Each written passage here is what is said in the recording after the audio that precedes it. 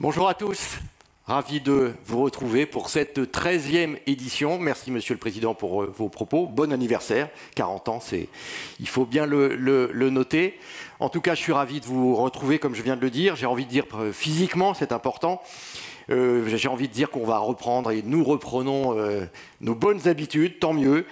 C'est vrai d'ailleurs que, et d'ailleurs pour la plupart d'entre vous, vous le savez, le rendez-vous a pu être maintenu pendant ces 2 années, on va dire, un peu particulières, mais vous savez que pendant ce temps-là, on a pu justement, je dirais, progresser beaucoup dans l'interactivité, les échanges, et ben on va mettre à profit effectivement ces 2 années, parce que ça a été aussi une opportunité, des opportunités pour encore travailler beaucoup mieux.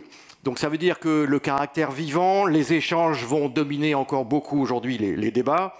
Cette journée, vous le savez tous, est d'abord la vôtre, hein, cette journée CatNat, c'est votre journée et vous allez pouvoir, vous, évidemment, prendre la parole, réagir, commenter en écoutant, évidemment, les témoignages et bien sûr les propos des différentes tables rondes. Ça veut dire que questions, sondages, mots-clés, tout ça grâce à notre partenaire que vous connaissez aussi maintenant, Klaxoon. D'ailleurs, vous pouvez voir à votre gauche donc, le code Klaxoon. N'hésitez pas à vous en emparer. N'hésitez pas, via votre smartphone, à communiquer grâce à ce code-là. Encore plus simple, vous pouvez directement flasher d'ailleurs le QR code à partir de votre smartphone. Ça sera peut-être encore plus facile. Mais emparez-vous de Klaxoon puisque vous aussi, vous allez pouvoir prendre la parole. Je me répète un peu, mais c'est très important. Alors, cette journée, elle est très riche. Vous avez le programme sous les yeux, avec alternance, je le disais, de témoignages, de prises de parole, de tables rondes. Juste un tout petit changement par rapport au programme, mais vous allez voir que ça c'est pas un grand changement. Juste l'intervention de Martin Landais, de la direction du Trésor. Monsieur Landais s'exprimera après la première table ronde de la matinée, après la première table ronde de la journée. C'est juste un tout petit changement d'horaire. Alors, vous savez, on va rentrer dans le vif du sujet, que la tradition est toujours, pour CCR4, de commencer par donner la parole à un grand témoin. C'est encore le cas aujourd'hui. CCR a choisi d'inviter Nicolas Brahi, secrétaire général de AI24. Pourquoi, peut-être en quelques mots, cette invitation? C'est assez simple, mais c'est important évidemment de le dire et de le rappeler. CCR est devenu, mais là aussi ce sont des choses que vous savez très bien, un acteur, mais ce n'est pas seulement un acteur, c'est un acteur investisseur de la lutte contre le réchauffement climatique, puisqu'en mars dernier, CCR a investi 100 millions d'euros, je dis bien 100 millions d'euros, pour la création on va dire, du plus grand fonds mondial dédié aux infrastructures d'hydrogène décarboné. On va s'intéresser avec Nicolas Brahi de ce fonds et pourquoi, au fond, l'hydrogène aujourd'hui. J'appelle donc Nicolas Brahi, mais qui est déjà là. Merci infiniment. Vous êtes le secrétaire général de AI24. Merci en tout cas d'être là. On va tout simplement démarrer peut-être par un petit mot de présentation, votre parcours, votre expertise. Et donc AI24, je pense que c'est bien de raconter et d'expliquer au fond pourquoi AI24 aujourd'hui. Allez-y. Très bien, merci beaucoup de m'avoir invité, c'est un très grand honneur et merci aussi d'avoir investi ces 100 millions dans le fond parce que c'est un très beau signe de confiance et ça vous permet d'être quelque part un pionnier avec nous de cette aventure, c'est très réjouissant et ça aide beaucoup. Alors je parlais très brièvement de moi, mais ça va être très court, juste pour essayer de montrer que mon parcours est le reflet de la perception de l'hydrogène. Donc personnellement, je m'occupe d'hydrogène depuis 2009, donc ça fait de moi un quasi-dinosaure du sujet. Mais entre 2009 et 2015, j'ai travaillé pour l'Union européenne qui souhaitait investir fortement dans la recherche et l'innovation de l'hydrogène et qui souhaitait le faire sous la forme d'un partenariat public-privé, donc en co-gérant des budgets de recherche assez importants, parce qu'on parle le premier partenariat public-privé avait un budget de 1 milliard d'euros, puis on a eu un deuxième un peu plus gros, et maintenant un troisième d'ailleurs, de co-gérer avec l'industrie des budgets de recherche pour que cette technologie puisse démontrer sa capacité à contribuer à la lutte contre le changement climatique et la décarbonisation de notre économie. On m'indique juste en régie si vous pouvez parler un tout petit peu plus près du micro pour être peut-être mieux entendu, mieux écouté, en tout cas au fond de la salle. Voilà. Je vous en prie. Et puis donc, vers 2015-2016, on est arrivé à plusieurs, notamment notre CEO, que je connaissais déjà à l'époque, qu'il fallait absolument sortir l'hydrogène de la case recherche et innovation et de l'amener au cœur des débats. Et donc pour ça, on a fait deux choses. Il m'a confié de créer ou de transformer l'association industrielle qu'on avait en un véritable lobby de l'hydrogène, si je peux dire comme ça, de faire la promotion de l'hydrogène. Hein, c'est devenu Hydrogène Europe, et l'idée était de convaincre les décideurs européens de la place absolument centrale et nécessaire de l'hydrogène si on veut vraiment décarboner nos économies. Et donc pendant 5 ans, on a pris une petite association basée sur la recherche et le développement qui avait 70 membres pour en transformer en une association qui a 300-400 grands industriels européens, qui a maintenant 25 personnes qui travaillent et qui a, je pense, réussi à contribuer à mettre, avec ses membres, à mettre l'hydrogène au cœur des débats européens. Je vais en parler brièvement. Pendant que mon CEO, qui est donc Pierre-Étienne Franck, se disait qu'il faut aussi que l'hydrogène arrive à la table de décision des grands acteurs économiques. Donc à l'époque, l'hydrogène était trop géré par des PME extrêmement dynamiques et par des petits départements de grosses entreprises. L'idée, c'est que ça devait être sur la table du CEO et du COMEX, des très grosses entreprises. Et c'est pour ça qu'il a créé le Conseil mondial de l'hydrogène, qu'on appelle en anglais Hydrogen Council, qui est un club de CEO de multinationales et qui a commencé à Davos en 2017 avec 17 membres et qui s'est réuni à Washington la semaine passée et qui a aujourd'hui 200 membres. Ça, c'est ce que j'ai fait personnellement, donc faire la promotion de l'hydrogène et puis négocier des réglementations favorables à l'hydrogène entre 2016 et le début de 2021. Et puis, que ce soit notre CEO Pierre-Étienne Franck, qui travaillait chez Air Liquide et qui était le grand promoteur de l'hydrogène, et moi, Hydrogène Europe, et d'autres, on s'est dit, la prochaine étape, c'est d'amener les capitaux privés dans l'hydrogène, d'où l'idée d'un fonds que je vais présenter tout de suite. Alors, donc voilà, l'idée était de se dire, maintenant que tout le monde est d'accord, que l'hydrogène est une brique essentielle, pas la seule, mais une brique essentielle de la lutte contre le changement climatique, de la transition énergétique, que nous faut-il pour que ça marche et que ça marche vite et fort? Il nous faut des gouvernements qui soient convaincus, qui donnent des objectifs très précis et des mécanismes de soutien pour le démarrage. Premier pilier. Il nous faut des industriels qui préparent un pipeline de projets à la hauteur des ambitions. Ces deux piliers sont en bon état d'avancement, je vais en parler dans un instant. Mais il faut aussi un troisième pilier. Il faut que les capitaux privés viennent en masse soutenir ce secteur. Et donc il faut convaincre les compagnies d'assurance, les fonds de pension et d'autres investisseurs financiers qu'ils peuvent, sans crainte, investir l'argent qui leur a été confié par leurs contributeurs, on va dire, dans le secteur de l'hydrogène et que ça leur permettra d'offrir un retour à leurs contributeurs. Et donc ça, c'est l'idée de base de I24 et du fonds hydrogène qu'on a fait. Et cette idée, donc, elle est partie de quelques individus, mais elle est aussi et surtout partie de quelques entreprises, notamment des entreprises qui étaient au Conseil mondial de l'hydrogène, qui se sont dit, pour faire ça, il faut qu'on montre l'exemple et il faut qu'on imagine un fonds qui soit un peu différent d'un fonds classique. Donc, montrer l'exemple, ça voulait dire, ben alors nous, industriels, on va mettre de l'argent dans un fonds, ce qu'on ne fait d'habitude pas, parce que d'habitude on investit en direct, pour montrer qu'on veut travailler collectivement et pour attirer des investisseurs financiers à venir avec nous, parce que c'est beaucoup plus simple, enfin beaucoup plus convaincant de dire « j'y vais, venez avec moi » que « allez-y tout seul ».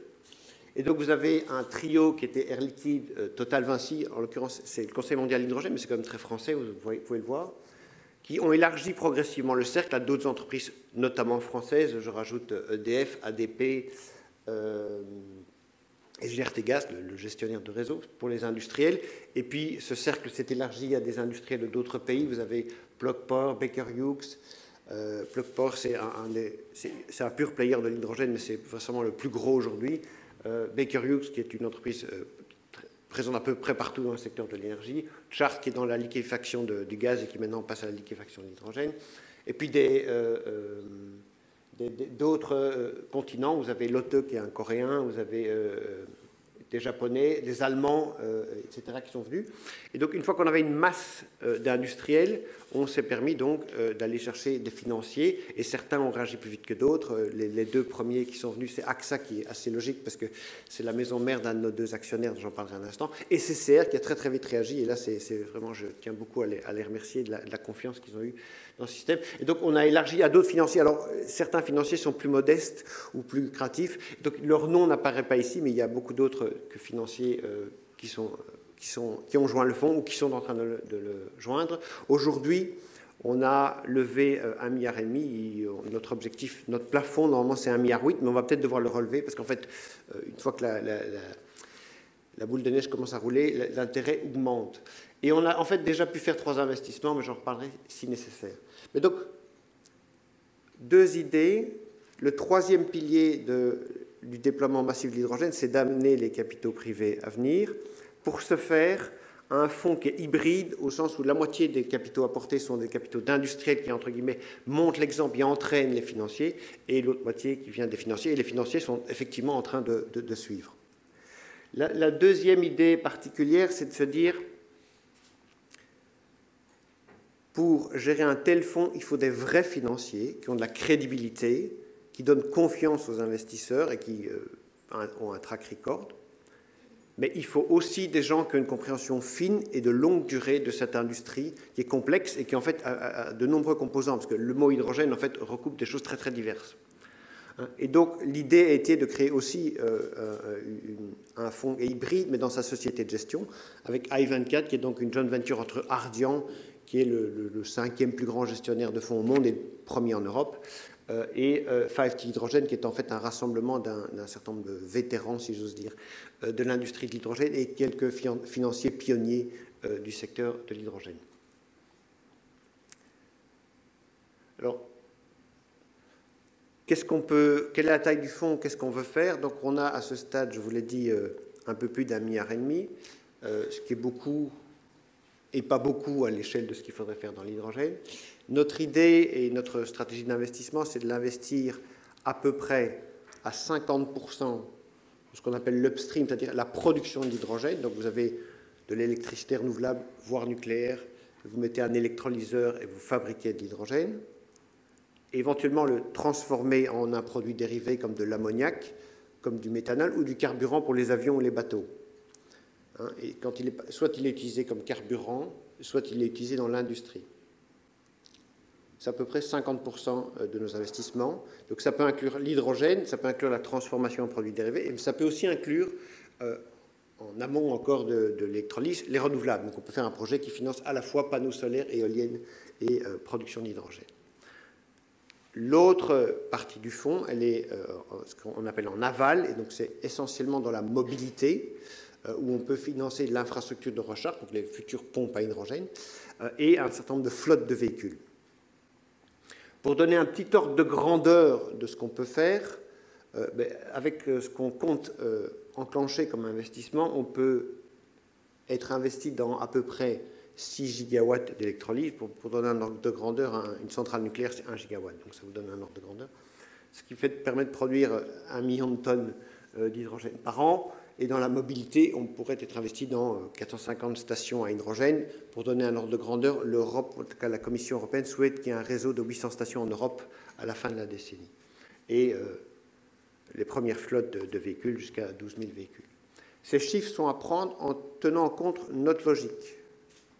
Nous, on ne vient jamais en investisseur majoritaire, non pas qu'on ait peur d'être majoritaire, mais parce que notre idée, c'est toujours d'être un catalyste et de renforcer les investissements dans le secteur. Donc, on vient minoritaire, de manière à pouvoir, dans chaque investissement, amener un co-investisseur et augmenter la quantité de capital qui est investi dans ce secteur. Ça, c'est pour les secteurs. Pour la géographie, c'est la moitié en Europe et les territoires avoisinants qui vont sans doute produire de l'hydrogène à destination de l'Europe. Donc l'Europe, l'Afrique du Nord et le Moyen-Orient. Et les 50 autres pourcents sont répartis entre l'Asie Pacifique, essentiellement la Corée, le Japon et l'Australie, et 50% pour les Amériques. Voilà, ça c'était pour présenter le fonds. Oui, alors justement, pourquoi investir dans l'hydrogène? Bon, on sent que là, effectivement, il s'est passé quelque chose, parce qu'avant, il y avait sans doute des contraintes. Maintenant, les politiques se sont emparés de l'hydrogène. Donc, pourquoi investir, finalement, dans l'hydrogène? Puis j'aurai une autre question, évidemment, après. Il faudra quand même nous rappeler, même s'il y a beaucoup d'experts ici, mais en quoi, finalement, l'hydrogène, dès aujourd'hui, est vraiment efficace ou sera vraiment efficace demain? Et surtout, opérationnel. Mais on va d'abord rester sur l'investissement. J'en profite d'ailleurs pour vous indiquer que vous pouvez d'ores et déjà poser des questions via Klaxoon. On va évidemment vous entendre et vous pourrez répondre à toutes vos questions dans un instant. Alors, j'ai choisi d'être assez pédagogique et de ne pas vous bombarder de centaines de chiffres. S'il y a des amoureux de chiffres, vous pouvez poser des questions et je tâcherai de les fournir en improvisant. Mais en principe, si ma mémoire est bonne, ça devrait pouvoir répondre à la plupart de vos questions. Donc, plein de choses se disent sur l'hydrogène, mais c'est quand même bien de revenir aux fondamentaux. Et pour ça, il faut avoir une idée un peu claire de c'est quoi notre système énergétique et en quoi il va se transformer. Donc, de manière extrêmement simplifiée, vous pouvez considérer qu'un système énergétique, c'est 3 étapes: des sources d'énergie, une infrastructure qui permet de les stocker et de les transporter, de les distribuer à l'endroit où vous voulez, et puis une série d'usages finaux dans le transport routier, maritime, aviation, train, dans l'industrie où on a besoin d'électricité et de chaleur, dans l'industrie où on utilise aussi, je le mentionne ici, ce n'est pas de l'énergie, mais l'hydrogène c'est aussi une molécule et qui donc peut être utilisée comme une molécule dans différentes entreprises de transformation, notamment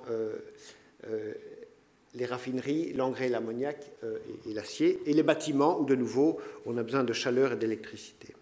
Donc je pense que c'est important simplement de se rappeler et de reconsidérer chacun de ces 3 étapes et de voir pourquoi on a besoin de l'hydrogène. Donc, extrêmement simplifié, désolé si je vous répète des banalités, mais dans les sources d'énergie. Donc, aujourd'hui, 80% de notre énergie est fossile, donc c'est du pétrole, du gaz et du charbon. On a un peu de nucléaire, selon les pays, et on a un peu de renouvelable. Après-demain, si on veut vraiment décarboner, on veut que la part du fossile se réduise à presque rien, et que l'essentiel soit fait avec du renouvelable et du nucléaire. Alors la part nucléaire, je l'ai laissée volontairement indéfinie, parce que ça dépend des pays et des préférences, mais à l'échelle du monde, il y aura une part de nucléaire, mais a priori à ce stade plus petite que celle du renouvelable. Ce qui est très important de comprendre, c'est que les énergies fossiles nous sont données sous la forme d'un liquide, le pétrole et ses dérivés, d'un gaz ou de solide, le charbon et la biomasse, qui sont facilement stockables et facilement transportables. Les énergies renouvelables et le nucléaire sont pour l'essentiel, nous sont donnés sous forme électrique. Donc on va recevoir l'énergie sous forme électrique. Ce n'est pas vrai pour 100% du renouvelable parce qu'il y a la biomasse, mais si on fait exception de ce petit morceau-là, l'essentiel va nous donner sous la forme électrique. Ça change complètement la façon dont on doit gérer le système énergétique. Pourquoi? Parce que donc c'est bien important, on ne parle pas juste de décarboner le réseau électrique, on parle de décarboner tout notre système énergétique. Parce que vous avez 3 problèmes, et je commence par la droite sur le temps. Je vois que comme il y a quelques petits sauts de police, bon, c'est une évidence, mais vous savez que l'énergie renouvelable nous est fournie pas nécessairement au moment où on a besoin. Le soleil vient plutôt en journée, plutôt à midi et pas à d'autres moments. Le vent vient quand il veut bien venir. Et donc, ça ne correspond pas au profil de consommation de la journée et l'électricité n'est pas pilotable facilement de manière à l'amener au bon moment. Ça, c'est bien connu de tout le monde, j'apprends rien à personne. Mais on sous-estime parfois qu'aujourd'hui, c'est quand même l'énergie fossile qui sert à combiner, à résoudre ce problème, ce n'est pas durable dans le temps. L'autre élément qui est parfois moins considéré, parce que c'est moins un problème au début, mais ça va devenir un plus gros problème, c'est le décalage dans le temps sur la longue durée. Donc, si on habite dans le nord de l'Europe, on consomme beaucoup plus d'énergie en hiver qu'en été. Mais si une part importante de votre énergie vient du soleil, elle vous est fournie davantage en été qu'en hiver. Il y a un problème de décalage dans le temps. Et je vous rappelle que l'électricité ne se stocke pas facilement ou pas du tout. Vous avez un autre élément qui n'est pas toujours compris par l'entièreté de nos citoyens, c'est que l'endroit où il y a de la place pour mettre des renouvelables, parce qu'il n'y a pas une densité de population extrêmement élevée ou des gens qui font des recours systématiques contre l'installation. L'endroit où les renouvelables ont une haute rentabilité, parce qu'il y a des vents forts et constants ou parce qu'il y a du soleillement très fort, ne sont pas les endroits où il y a une forte densité de population et d'industrie qui consomment l'énergie.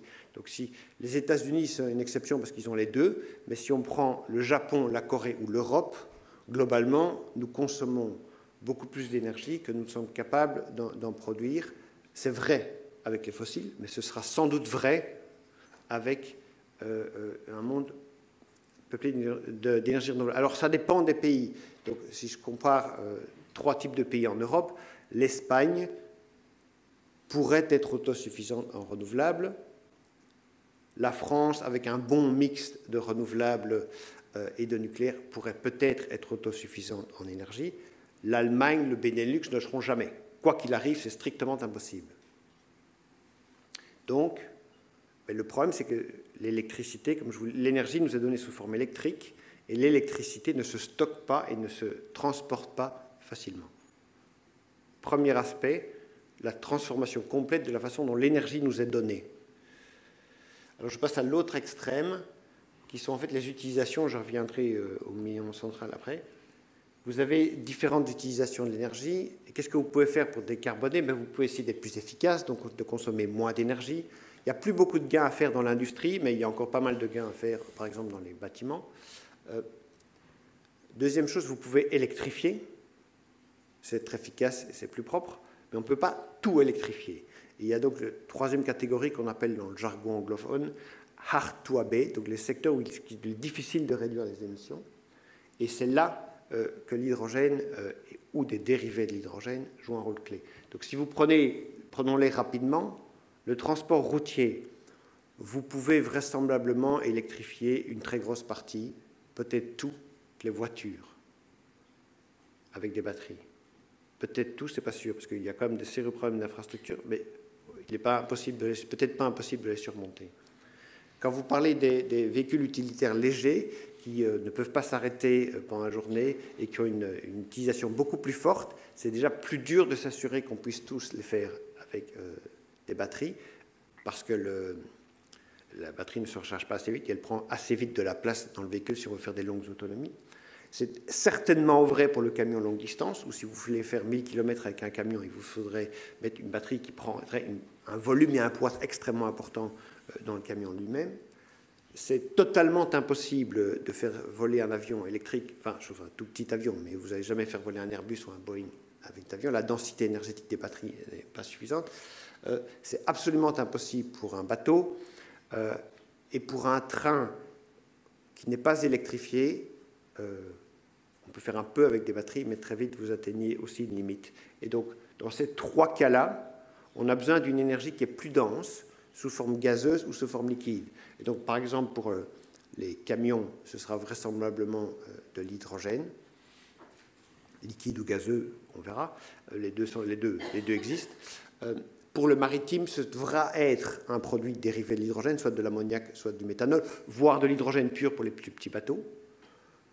Pour l'aviation, Airbus travaille et communique énormément sur l'avion à hydrogène pur. Mais à très court terme, ce qui se pose aujourd'hui, c'est d'avoir des carburants propres tout de suite.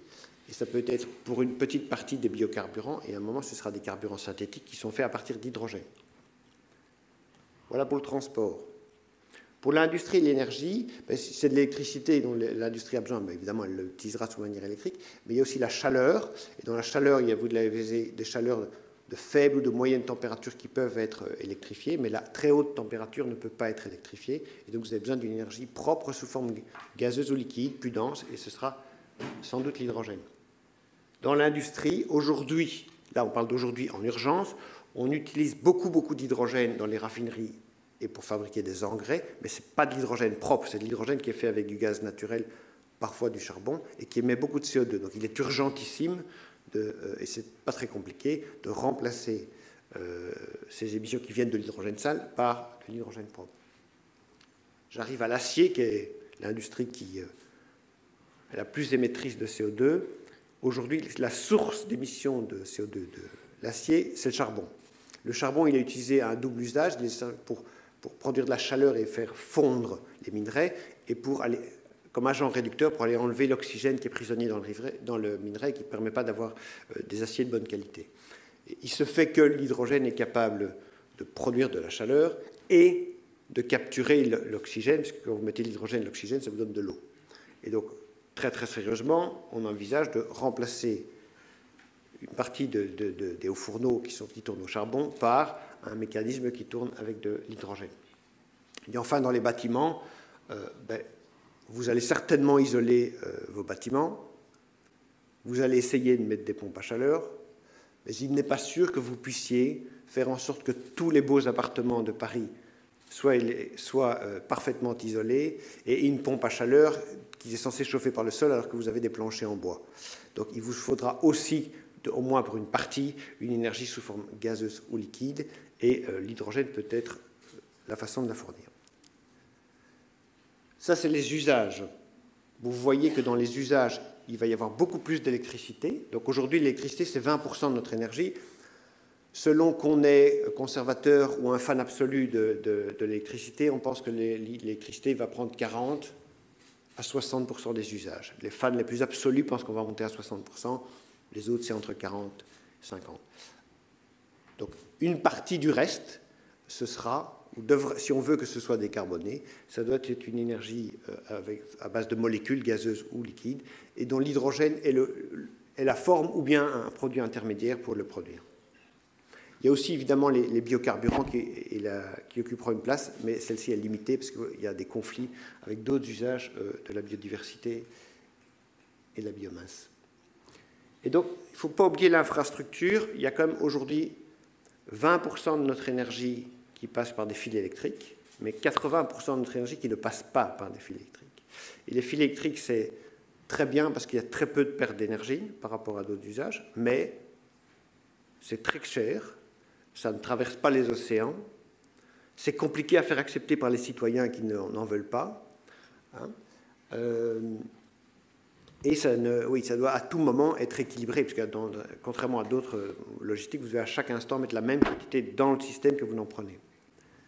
Et donc se pose la question, ne peut-on pas réutiliser des infrastructures existantes, donc principalement les pipelines qui transportent du gaz et en partie du pétrole, ou les bateaux qui sont capables de transporter du LNG ou du GNL qui peuvent être utilisés. Et donc, très clairement, l'idée, c'est de réutiliser une partie de cette infrastructure qui est condamnée, parce que si on veut décarboner, qu'est-ce qu'on fait de nos réseaux de gaz? On le jette à la poubelle et on construit plein de nouvelles électriques, ou est-ce qu'on se dit, ben non, autant essayer de garder une partie de notre réseau de gaz et lui donner une nouvelle utilité avec l'hydrogène, ce qui n'empêche pas d'augmenter la taille du réseau électrique, ce qui se fera de toute façon. Mais je veux dire, ça permet d'avoir deux stratégies complémentaires. Donc, si vous regardez le système énergétique dans son ensemble, vous apercevez que l'énergie vous est donnée sous forme électrique, elle est utilisée à la fin sous forme électrique ou sous forme de molécules inspirées de l'hydrogène, et vous avez un problème pour les transporter. Donc, ces trois raisons, en fait, vous donnent l'intérêt de l'hydrogène, parce que l'hydrogène permet, en fait, de prendre de l'électricité et de la mettre sous une autre forme gazeuse, voire liquide, si on produit un produit dérivé, de la stocker, de la transporter, et éventuellement de l'utiliser autrement. Alors, là, je vous ai dit pourquoi, mais alors, bon, c'est bien de faire un cours pourquoi, mais est-ce que les gens y croient, est-ce qu'ils ont envie d'investir? Donc, ici, je vous donne une petite carte des projets qui ont été annoncés. Donc, il faut regarder la légende si vous voulez. Les bleus, c'est la production. Les plus petits bleu-gris, c'est l'utilisation dans l'industrie. L'orange, c'est l'utilisation dans le transport. Les noirs, c'est des projets intégrés. Et le vert, c'est des projets d'infrastructure, donc des pipelines ou éventuellement des bateaux. Bon, je pense que ce que vous pouvez retenir, c'est le dynamisme et le fait qu'il y a des bulles qui apparaissent chaque jour. On voit un dynamisme plutôt côté Europe occidentale, en fait. Hein. Tout à fait. Et quand on regarde, je sais pas, je prends des pays comme l'Inde ou des pays comme la Chine, j'imagine que vous allez en dire un mot. Ben alors, je pense qu'il n'y a pas beaucoup de doute que intellectuellement, si j'ose dire, dans la conviction que l'hydrogène est important et le débat, aujourd'hui, c'est l'Europe qui domine. Ce qui ne veut pas dire que tout va être produit en Europe, parce que comme je vous l'ai dit, on a quand même une petite limite de ce qu'on peut produire comme énergie renouvelable ou nucléaire en Europe. Et donc, le reste du monde, en fait, était réveillé par ça. Mais donc, les grands centres de demande, c'est le Japon, la Corée, l'Europe. Et les grands centres de production complémentaires, c'est sans secret les endroits qui sont peu peuplés et généreusement dotés en renouvelables. Donc, vous voyez toute l'Australie et à l'Amérique du Sud, à gauche notamment. Les États-Unis étant la région particulière parce que c'est celle qui est équilibrée. Elle a à la fois des grandes capacités de production et à la fois des grandes capacités d'utilisation. Mais je vous donne quand même quelques ordres de grandeur, à la fois en taille, mais aussi en dynamisme, parce que vous pouvez comparer, ce que vous voyez là, ce sont des chiffres qui datent d'il y a 6 mois et des chiffres d'aujourd'hui.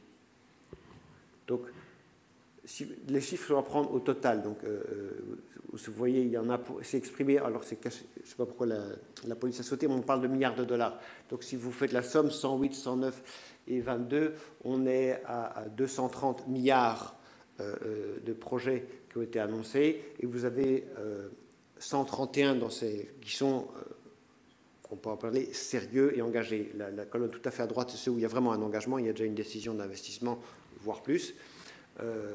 La colonne du milieu, c'est ceux qui sont en analyse approfondie d'ingénierie. La première colonne, ce sont encore que des annonces. Vous voyez le taux de croissance en 6 mois, donc ça a augmenté de 50% en 6 mois, les annonces de projets. Et vous voyez une petite répartition qui montre quand même qu'il y a beaucoup aujourd'hui qui est consacré à la production, c'est la partie bleue. Il y a sans doute un petit rattrapage à faire sur la partie orange qui sont les usages finaux. Alors, c'est à la fois énorme et à la fois totalement insuffisant pour atteindre les objectifs de décarbonisation qu'on s'est fixés au niveau de l'Europe ou au niveau du monde. Alors, je vous ai dit pourquoi l'hydrogène. Est-ce que l'industrie a des projets? La réponse c'est oui, même si elle pourrait en avoir davantage. Et surtout, elle devrait les faire démarrer plus vite. Qu'en est-il des pouvoirs publics? Alors là, je ne vais pas vous faire le tour du monde, mais je vais faire un petit tour de l'Europe quand même, pour chacun de ces usages. Donc, l'Europe est en train de, donc au niveau le Parlement européen et les États membres sont en train de voter que 40% de toute l'énergie consommée en Europe doit être de l'énergie renouvelable. Et même suite à la crise ukrainienne et russe, l'idée c'est même de remonter ça à 45%. Donc aujourd'hui, ni le pétrole, ni le charbon, ni le gaz, tout seul ne font ça. Donc ça veut dire que les énergies renouvelables deviennent la première source d'énergie d'Europe dans 8 ans. C'est ça dont on parle. Je vais vous demander de conclure, si vous pouvez, pour laisser un peu la place aux questions. Allez-y. 2 minutes. Je finis juste ce slide-ci. Bien sûr. Donc, sur l'infrastructure, ce n'est pas un rêve. Il y a sur la table des États membres et du Parlement une proposition pour réglementer l'utilisation du réseau de gaz européen et pour qu'une partie de celui-ci devienne un réseau hydrogène. Et tous les gestionnaires des réseaux, les TSO, sont coordonnés ensemble autour d'initiatives qu'on appelle le Hydrogen Backbone, qui planifie comment on peut se doter en Europe d'un réseau de gaz hydrogène, si j'ose dire.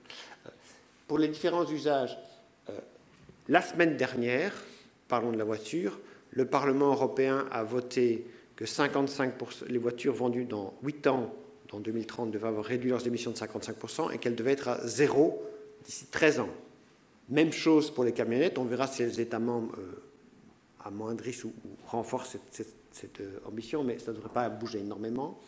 Pour les camions, c'est 30% en 2030, mais parce que on n'a pas encore proposé un nouveau texte pour renforcer ça, ça devrait venir prochainement. Pour les bateaux, il y a des objectifs de réduction des émissions des carburants assez forts. On parle de 6% en 2030 parce qu'on part de 0, mais de moins 75% en 2050. Et il y a des étapes tous les 5 ans à approcher. Et il est question de mettre éventuellement même un sous-quota spécifique pour les carburants à partir d'hydrogène. Pour les avions, même chose. Là, il y a un pourcentage de carburant dit soutenable, durable, qui commence à 5% en 2030, mais il y a un sous-quota spécifique pour être sûr qu'on commence tout de suite, sans attendre, avec des carburants faits à partir de l'hydrogène. Pour les raffineries, l'ammoniac, je termine là-dessus. Je vous en prie. Et l'acier, il y a sur la table un objectif que 50% de l'hydrogène qui existe aujourd'hui doit être décarboné pour la fin de la décennie. Et suite à la crise ukrainienne, la Commission propose que ce soit même moins 75%. Pour l'industrie et les bâtiments, il n'y a pas de chiffres extrêmement précis parce que ça se règle indirectement par le marché des permis des quotas de CO2. Donc en fonction du prix du CO2, il y aura plus ou moins de choses qui vont se passer, mais on s'attend aussi à une petite pénétration de l'hydrogène dans ce secteur. Voilà ce que je voulais dire sur l'hydrogène. Merci beaucoup. Voilà. Merci Nicolas Braillis et place maintenant aux questions. Merci pour toutes ces explications et cette très bonne pédagogie. Une première question posée par l'un ou l'une d'entre vous. Que pensez-vous de la viabilité du stockage d'électricité qui utilise des wagons qui montent et descendent les collines selon les besoins? Point d'interrogation. Alors, le mot wagon, je ne sais pas, mais si on parle du pompage, ça c'est utilisé très fréquemment, surtout dans les pays qui ont du nucléaire qui produit en continu. Donc l'idée, effectivement, c'est qu'on utilise l'électricité pour pomper de l'eau qui est dans un lac en dessous vers un lac au-dessus. Et puis, quand on a trop d'électricité, quand on n'a pas assez d'électricité, on laisse... D'accord. Ça marche très très bien, c'est très efficace. Le problème, c'est qu'on a quasiment déjà utilisé tous les endroits où on pouvait le faire. Et par ailleurs, ça permet de stocker un certain nombre d'heures, mais pas nécessairement sur des saisons. Quelle sera la taille prévisionnelle du fonds à la fin de la période de levée? D'ailleurs, vous pouvez peut-être nous rappeler la période, le calendrier de cette période de levée? Oui, donc on a fait un premier closing. Bien près du micro, pardon. On a fait un premier closing juste avant Noël. Et puis là, on pense faire quasiment la fin de la levée pour la mi-juillet, avec peut-être une dernière chance pour un dernier arrivant en septembre, mais l'idée c'est de terminer en juillet. Et donc nos statuts disent que c'est 1,5 milliard avec un maximum d'1,8 milliard. Maintenant, on a tellement de gens qui demandent qu'on va peut-être avoir une discussion avec nos investisseurs, savoir si on fait un tout petit peu de place pour les autres. Mais l'idée n'est pas d'avoir le fonds le plus grand possible, parce que sinon on risque d'investir sans sélectivité. Mais voilà. Parce que quel est le calendrier? J'ai remarqué tout à l'heure, vous avez dit après-demain. Bon, après-demain, ça veut dire quoi? Je veux dire que de façon opérationnelle. Alors, là, il y a la levée de fonds, c'est une chose, mais après, on y va quand? Donc, on a déjà fait 3 investissements. Hein, donc, on n'a pas attendu d'avoir fini. Pour donner une idée, donc on a investi d'une part dans un développeur de projets qui développe des projets dans différentes géographies. En l'occurrence, il y en a déjà en Norvège, en Allemagne, en France et au Canada, et qui produisent de l'ammoniac qui peut soit être utilisé comme carburant pour des bateaux, soit pour la fabrication des engrais, et du méthanol. Donc ça, c'est plutôt des dérivés de l'hydrogène. Et il le fait aujourd'hui avec de l'électricité hydraulique parce que c'était la façon d'accéder le plus vite à de l'hydrogène, à de l'électricité décarbonée. Le deuxième projet, c'est un développeur de projet, en fait, c'est le gestionnaire de réseau de gaz espagnol qui veut aider au développement de projets qui intègrent des renouvelables et de l'hydrogène ensemble. Et on a fait une joint venture avec Enagaz. Donc Enagaz, c'est l'équivalent de GRT Gaz en France. Et donc là, c'est vraiment pour développer massivement de la production d'hydrogène propre en Espagne. Et troisièmement, on a devenu l'actionnaire principal du réseau de stations hydrogène en Allemagne, avec des industriels comme Air Liquide, Shell et Total, mais qui étaient déjà là. Mais nous avons décidé d'augmenter le réseau et c'est nous qui sommes devenus le plus gros investisseur. Si l'hydrogène sert à, question très précise, hein, sert à synthétiser des hydrocarbures, en quoi est-ce bon pour lutter vraiment contre l'effet de serre? Alors, très bonne question. Alors, soit on peut faire de l'ammoniac, qui peut servir de carburant pour les bateaux, et dans ce cas-là, l'ammoniac, c'est de l'azote et l'hydrogène, il n'y a pas de CO2. Soit, effectivement, on peut faire des carburants qui contiennent du CO2. Dans ce cas-là, il y a 3 cas de figure. Ou bien vous avez de la capture dans l'air de CO2, et là, c'est incontestablement un gain, mais pour être honnête, la technologie n'est pas mûre et c'est cher. Ou bien vous prenez du CO2 biogénique, qui est un coproduit du fait de brûler de la biomasse pour produire de l'énergie. Et donc, c'est considéré comme neutre parce que vous recyclez du CO2 qui a été capturé par la nature. Ou bien vous pouvez, dans certains cas, l'Europe permet d'utiliser du CO2 qui vient de l'industrie. Et là, la façon la plus honnête de le dire, c'est que vous avez 2 usages. Je produis du ciment, j'émets du CO2. Je produis du kérosène, j'émets du CO2. Mais c'est le même CO2. Donc vous avez 2 usages pour une émission de CO2. Donc en fait, vous réduisez de moitié le CO2. Ça, c'est l'usage, la réponse la plus honnête pour le CO2 industriel. Quand cette solution sera-t-elle, je reviens au calendrier, quand cette solution sera vraiment utilisée à grande échelle?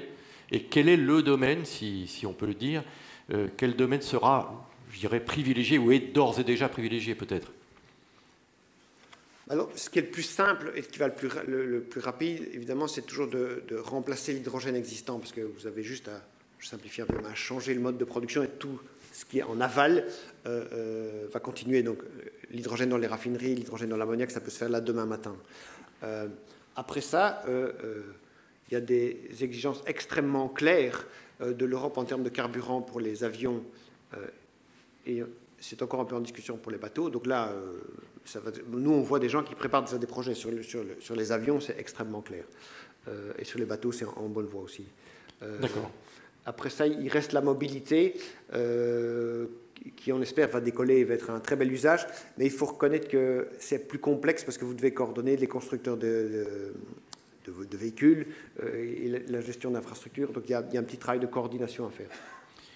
Merci beaucoup. Alors, je vais reprendre encore une question parce que je regarde évidemment l'horloge. Je vais regrouper les questions 5-6 que vous voyez. Quelle est la classe d'actifs du fonds et avez-vous déjà commencé, vous, à investir?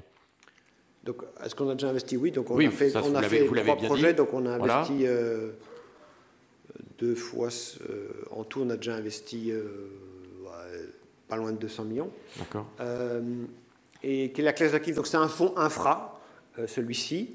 2 petits commentaires là-dessus. Donc l'hydrogène, c'est peut-être pas... Certains projets sont très proches de l'infra parce qu'ils ont déjà des cash flows tout à fait prédictifs, surtout du côté de la production. Certains actifs sont un tout petit peu moins infra parce qu'il n'y aura vraisemblablement pas, notamment dans la mobilité, des cash flows immédiatement.